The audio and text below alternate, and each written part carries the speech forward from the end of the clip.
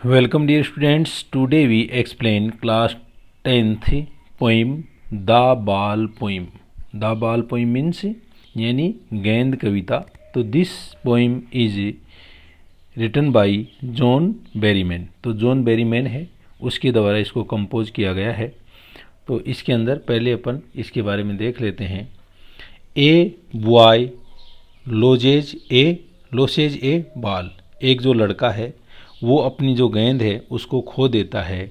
He is very upset. और वह बहुत ज़्यादा परेशान हो जाता है. He is very upset. वह बहुत ज़्यादा परेशान हो जाता है. ए बॉल डजंट कॉस्ट मच. एक जो बॉल होती है उसकी कॉस्ट या कीमत है वो बहुत ज़्यादा नहीं होती है. Nor is it difficult to buy another ball. और ना ही ये बहुत ज़्यादा कठिन होता है. डिफ़िकल्ट यानी कठिन होना. टू बाई अनोदर बॉल, दूसरी जो बॉल है उसको खरीदना है वो भी इतना कठिन नहीं है. Why then is the boy so upset. तो इतना सब कुछ होने के बाद में भी वो बच्चा है वो परेशान क्यों है. Read the poem. इस पोइम या कविता को पढ़ो. टू सी, देखने के लिए. वाट द पोइट थिंक्स, कि जो कवि है वो क्या सोचता है. हैज़ बीन लॉस्ट, खोने के ऊपर, यानी किसी चीज़ के खोने के ऊपर कवि है वो क्या सोचता है. And what the boy has to learn. और जो लड़का है वो क्या सीखता है. From the experience of losing something. किसी चीज़ को खोने का जो अनुभव है उससे बच्चा क्या सीखता है. ये अपन को इस कविता के अंदर मिलेगा. तो इसका अपन एक आपको समरी है वो हिंदी के अंदर बता देते हैं कि ये जो पोइम है इस पोइम के अंदर बच्चा है वो अपनी बॉल है उसको खेलते समय खो देता है. और वह उस बॉल है उसके साथ में अपने बचपन से जुड़ा हुआ है. बचपन की यादें उसकी जुड़ी हुई है. और वह बॉल है वो उछलती हुई हार्बर या बंदरगाह के पानी में जाकर के गिर जाती है. इस प्रकार बच्चे का एक जो इमोशनल अटैचमेंट है वो उस बाल के साथ में है और उससे वह परेशान हो जाता है. और वह जीवन में पहली बार जो खोने का अनुभव होता है उससे वह कुछ सीखता है. एवं इससे कैसे उबरा जा सकता है वह भी इसी स्थिति से वह देखता है. इस पोएम के अंदर जो बच्चा है वो देखता है कि जो वर्ल्डली थिंग्स हैं उन जो चीज़ें आई हैं उनका जाना निश्चित है. और इस प्रकार से किसी चीज़ को खोने से उबरने के बारे में इस कविता के अंदर बताया गया है. तो अब अपन इसको शुरू करते हैं. What is the boy now. Now यानी अब. अब वो बच्चा है वो क्या है या किस स्थिति में है. Who has lost his ball. तो the boy lost his ball. वो बच्चा जिसने अपनी गेंद को खो दिया है उसकी अब क्या स्थिति है. What is he to do. What यानी क्या. What is he to do, वह करे तो अब क्या करे. यानी जो बच्चा है उसने अपनी बॉल को खो दिया, अब उसकी क्या स्थिति है, वह अब करे तो क्या करे. आई सा इट गो मेरिंग. आई सा इट, यहाँ पर आई किसके लिए आया है, बच्चे के लिए. तो द बॉय सा दैट, इट किसके लिए आया है, बाल के लिए. कि जो बाल है गो मेरिली. मेरिली यानी वेरी हैप्पीली, बहुत ही प्रसन्नता से. बाउंसिंग, बाउंसिंग यानी उछलती हुई. डाउन द स्ट्रीट, गली के अंदर. ये क्या कह रहा है. आई सा इट गो मेरिली बाउंसिंग. और मैंने ये देखा कि वह प्रसन्नता से उछलती हुई डाउन द स्ट्रीट, गली के अंदर आगे. एंड देन, और तब गली में आगे जा कर के, उछलती हुई गली में आगे जा कर के. मेरीली ओवर, बहुत ही प्रसन्नता के साथ में, very happily. There it is in the water. And at last the ball was going in the water and disappear. और जो गेंद है वह उछलती हुई प्रसन्नता से गली में बढ़ती हुई और अंततः वह पानी के अंदर चली जाती है. और इस प्रकार से the boy lost his ball. Boy लड़का है वह अपनी बॉल को खो देता है।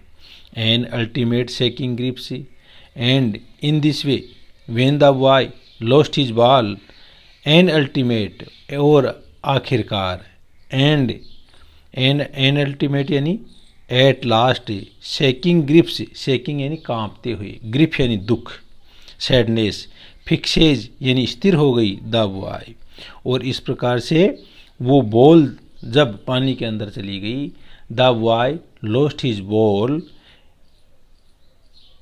क्योंकि जो बच्चा है उसका उस बॉल के साथ में उसका इमोशनल अटैचमेंट था और ऐसी स्थिति के अंदर जब बॉल खो गई तो वह आखिरकार शेकिंग यानी कांप उठा ग्रिप यानी दुख के अंदर फिक्सेज और वह दुख स्थिर हो गया द बॉय वह लड़का एज ही स्टैंड रिज्ड वह खड़ा हो गया रिज्ड यानी कठोर या सख्त वह सख्त रूप से खड़ा हो गया ट्रेम्बलिंग यानी कांपने लग गया शेकिंग यानी कांपना ट्रेम्बलिंग यानी कांपना स्टेयरिंग डाउन स्टेयरिंग यानी गेजिंग घूर करके देखना डाउन यानी नीचे और वह बिल्कुल घूर करके नीचे की ओर देख रहा था ऑल हिज यंग डेज उसके पूरे के पूरे बचपन के जो दिन हैं इनटू द हार्बर वो सारे के सारे हार्बर में चले गए बंदरगाह में चले गए पानी में चले गए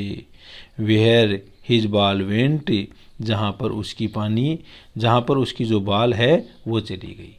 तो इसके अंदर अपन ने क्या देखा कि the boy was playing with his ball and the ball is bouncing happily and it gone in the street and at last shaking in the water और अंत में वह पानी के अंदर डूब गई और उस बाल के साथ में ही उस बच्चे के बचपन के जो इमोशंस हैं बचपन की जो भावनाएं उसके साथ में जुड़ी हुई हैं वो भी उस पानी के अंदर चली गई।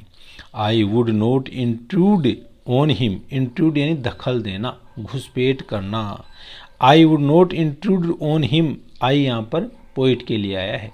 कवि कह रहा है कि मैं उस स्थिति के अंदर हस्तक्षेप नहीं करना चाहता घुसपैठ नहीं करना चाहता इंट्रूड यानी घुसपैठ करना।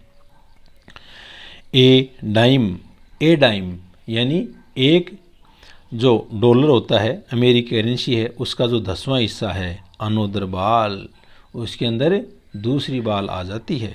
इज वर्थलेस लेकिन यह इसका कोई मूल्य नहीं है जो दूसरी बाल है उसका कोई मूल्य नहीं है यानी इज वर्थलेस वो मतलब मूल्य विहीन है क्योंकि जो पुरानी बॉल थी उस बॉल के साथ में बच्चे के इमोशन से जुड़े हुए थे वो नई बॉल के साथ में नहीं है।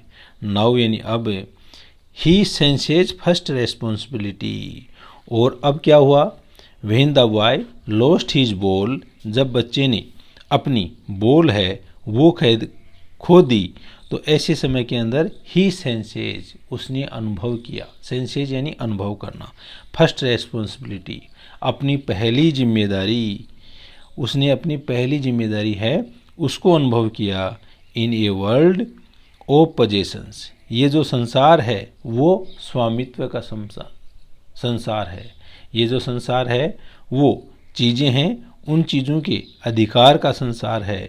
पीपुल विल टेक बॉल्स लोग हैं वो बाल को ले लेंगे पीपुल विल टेक बॉल्स लोग हैं वो बाल को ले लेंगे। बाल विल बी लॉस्ट ऑलवेज और बाल हैं वो हमेशा खोती रहेंगी यानी ये जो संसार है ये जो संसारिक चीज़ें हैं ये हमेशा खोती रहेंगी।